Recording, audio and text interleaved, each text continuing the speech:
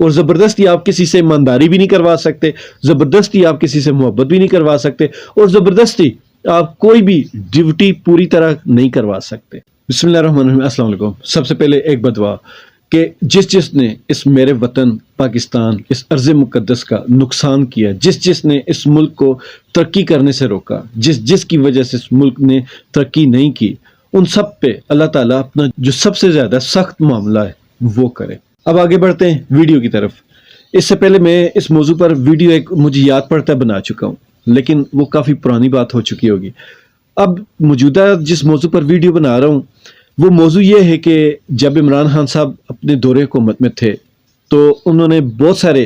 جو سرکاری افسران تھے، محکمے تھے، ان سب کو ایک چیز کی شورٹی دی تھی کہ آپ محنت سے کام کریں، ایمانداری سے کام کریں، آپ کے اوپر کوئی آنچ نہیں آئے گی، آپ کی سیکیورٹی حکومت کی ذمہ داری ہے۔ اور لوگوں نے کام کیا بھی، مطلب کہ جس طرح کرپشن کے کیسز اور جتنے بھی لٹکے ہوئے کیسز تھے ان کے اوپر کام ہوا، جتنے نئے لوگوں کو پکڑا گیا، جن نئے لوگوں کو ٹیکس کے دائرے کے اندر لایا گیا، یہ سارے وہ کام تھے جو اس سے پہلے حکومتوں میں نہیں ہوئے تھے۔ یہی وجہ تھی کہ عمران خان صاحب کی دور حکومت میں جتنے بھی ترقی کے انڈیکیٹرز تھے، اشارے تھے، وہ سارے مثبت جا رہے تھے۔ ظاہری بات ہے اس پہ بہت زیادہ محنت تھی، اور اس سے بھی سب سے بڑی بات، جن لوگوں نے اس ترقی میں اپنا حصہ ڈالا ان لوگوں کو عمران خان صاحب نے کہا تھا کہ حکومت آپ کا تحفظ کرے گی، لیکن جو ہی عمران خان صاحب کی حکومت گئی، جتنے بھی ایماندار لوگ تھے، خاص کر وہ جنہوں نے نیب کے کیسز میں یا ویسے بھی مطلب کہ قانون نافذ کرنے والے اداروں میں تھے یا ایسے کرپشن پکڑنے والے اداروں میں تھے، ان سب کے اوپر بہت زیادہ سختی آ گئی، اور اس سختی کا نتیجہ یہ نکلا کہ کئی لوگ ڈپریشن کے باعث اس دنیا سے چل بسے۔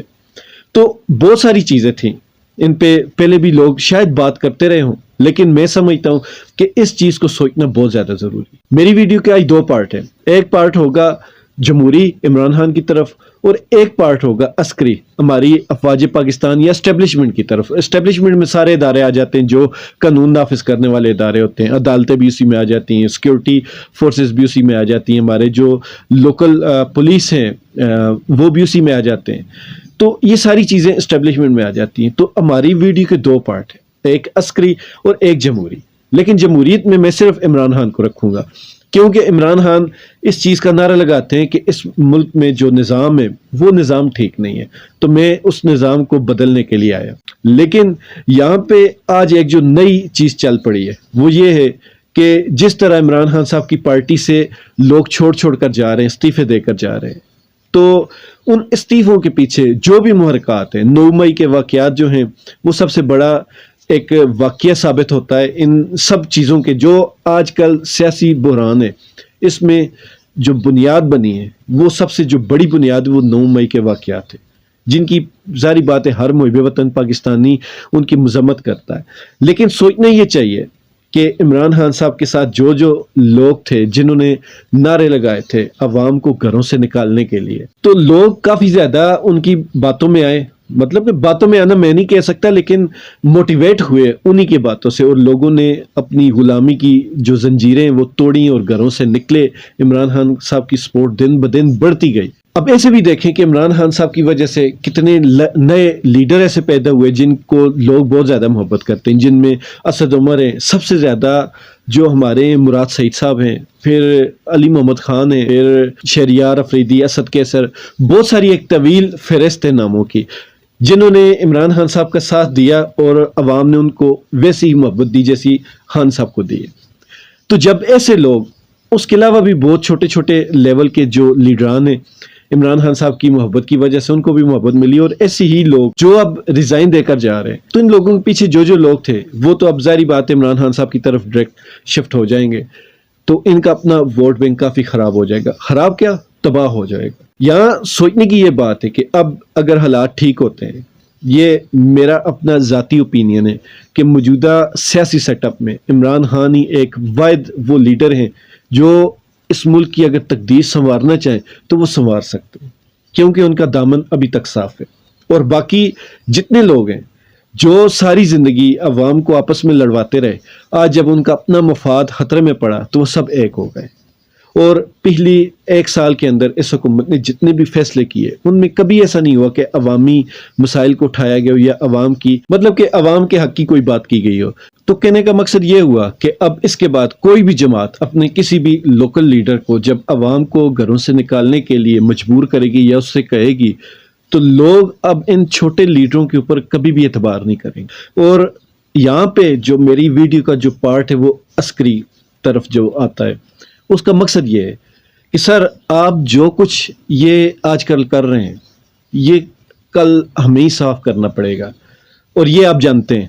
اب میں جہاں سے بات کروں وہ آپ جانتے ہیں. اس سے پہلے مطلب کہ نون لیگ یا نون لیگ کے حمایتی جتنے ایسے صحافی جو ملک سے باہر ہیں, جب ہم 5th جنریشن وار کی بات کرتے تھے تب ان کو ہمیں جواب دینا پڑتا تھا.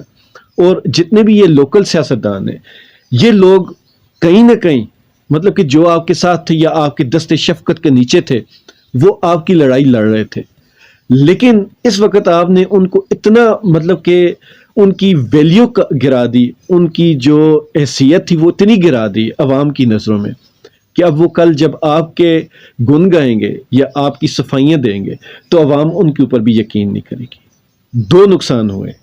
ایک ہمارا جو اسٹیبلشمنٹ یا ہم کہہ سکتے ہیں کہ بیوروکریسی میں ہوا, دوسرا ہمارا عوامی طرف ہوا. عوام جس طرف کھڑے ہیں عوام کا نقصان ہوا. اب عوام آپ کے چنے گئے جو جمہوری لیڈر ہیں ان پر بھی یقین نہیں کرے گی,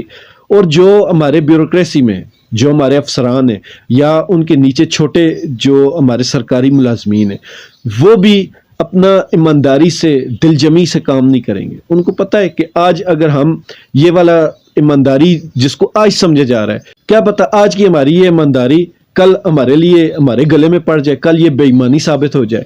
تو اس وقت پاکستان میں سمجھ نہیں آ رہا کہ ایمانداری کون سی ہے, بے ایمانی کون سی ہے. ایک حکومت میں جو بندہ ایمانداری سے کام کرتا ہے وہی بندہ اگلی حکومت میں زیر عتاب آ جاتا ہے. تو یہ بہت بڑا نقصان ہوا. اس کے بعد جو حالات ہوں گے وہ سب جانتے ہیں کہ اب ہمارے جتنے بھی سرکاری محکمے جن کا پہلے ہی حالت جو ہے وہ انتہائی خراب ہے,